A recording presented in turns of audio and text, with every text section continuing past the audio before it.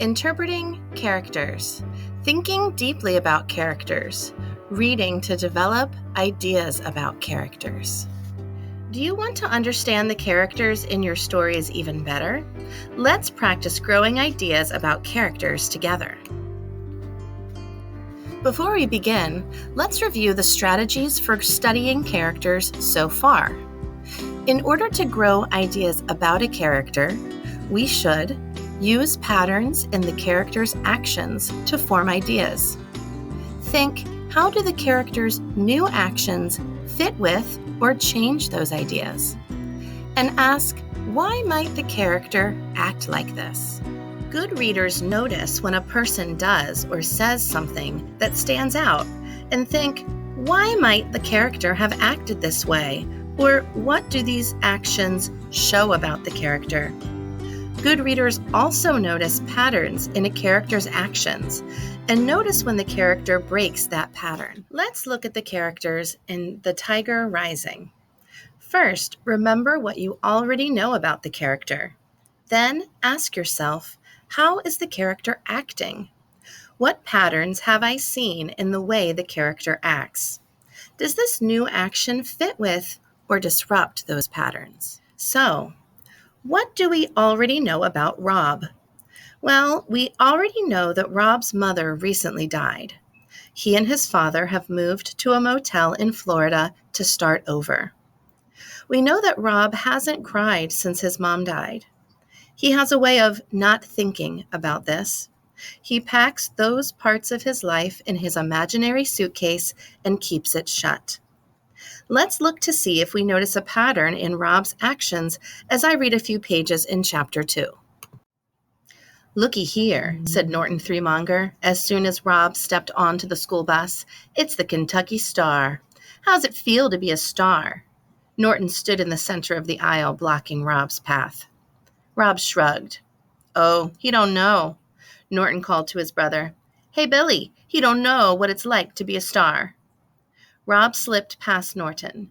He walked all the way to the back of the bus and sat down in the last seat. "Hey," said Billy Threemonger. "You know what? This ain't Kentucky. This is Florida." He followed Rob and sat down right next to him. He pushed his face so close that Rob could smell his breath. It was bad breath. It smelled metallic and rotten. "You ain't a Kentucky Star," Billy said, his eyes glowing under the brim of his John Deere cap. "And you sure ain't a star here in Florida. You ain't a star nowhere." "Okay," said Rob. Billy shoved him hard. And then Norton came swaggering back and leaned over Billy and grabbed hold of Rob's hair with one hand, and with the other hand ground his knuckle into Rob's scalp. Rob sat there and took it. If he fought back, it lasted longer. If he didn't fight back, sometimes they got bored and left him alone.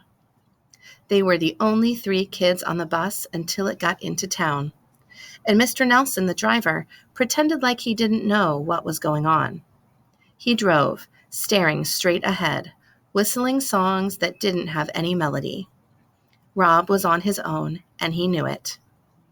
"He got the creeping crud all over him," said Billy. He pointed at Rob's legs. "Look," he said to Norton, "ain't it gross?" "Uh-huh," said Norton. He was concentrating on grinding his knuckles into Rob's head. It hurt, but Rob didn't cry. He never cried. He was a pro at not crying. He was the best not crier in the world. What do you notice Rob doing on these pages? Why does Rob behave the way he does? Remember, good readers look at the patterns in the person's actions and changes to those patterns. Do we see a pattern in Rob's actions? Maybe you noticed that Rob doesn't stand up for himself on the bus. He shrugged his shoulders and responds, "Okay." I bet you noticed the sentences about him not crying. In fact, the text says that Rob is the best not crier in the world. That's a pattern, isn't it? This is another example where Rob stuffs his anger and sadness into his suitcase and refuses to cry. Let's try again with a new character, Sistine. Nobody wore pink, lacy dresses to school. Nobody. Even Rob knew that. He held his breath as he watched the girl walk down the aisle of the bus. Here was somebody even stranger than he was sure. "Hey," Norton called. "This is a school bus." "I know it," the girl said. Her voice was gravelly and deep, and the words sounded clipped and strange, like she was stamping each one of them out with a cookie cutter. "You're all dressed up to go to a party," Billy said. "This ain't the party bus." He elbowed Rob in the ribs. "Ha!" Norton laughed. He gave Rob a friendly thud on the head. The girl stood in the center of the aisle, swaying with the movement of the bus. She stared at them. "It's not my fault you don't have good clothes," she said finally. She sat down and put her back to them. "Hey," said Norton. "We're sorry. We didn't mean nothing. Hey," he said again. "What's your name?" The girl turned and looked at them. She had a sharp nose and a sharp chin and black eyes. "Sistine," she said. "Sistine?" hooted Billy. "What kind of stupid name is that?" "Like the chapel," she said slowly, making each word clear and strong. Rob stared at her, amazed. "What are you looking at?" she said to him. Rob shook his head. "Yeah," said Norton. He cuffed Rob on the ear. "What are you staring at, disease boy?" "Come on," he said to Billy. And together they swaggered up the aisle of the bus and sat in the seat behind the new girl. They whispered things to her, but Rob couldn't hear what they were saying. He thought about the Sistine Chapel. What ideas can you grow about Sistine? What do you notice? You might begin to notice some patterns in her behavior. Her actions and words show that she is tough. She also seems more brave than Rob and less afraid of Norton and Billy. Why do you think she speaks and acts this way? Maybe she doesn't care what people think about her. Maybe Sistine is confident.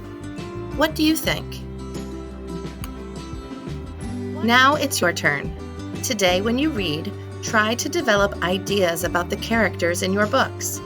Keep your journal with you so you can write down your thoughts about your character's actions and how they fit or change with the ideas you have about him or her. Good luck, and thanks for watching.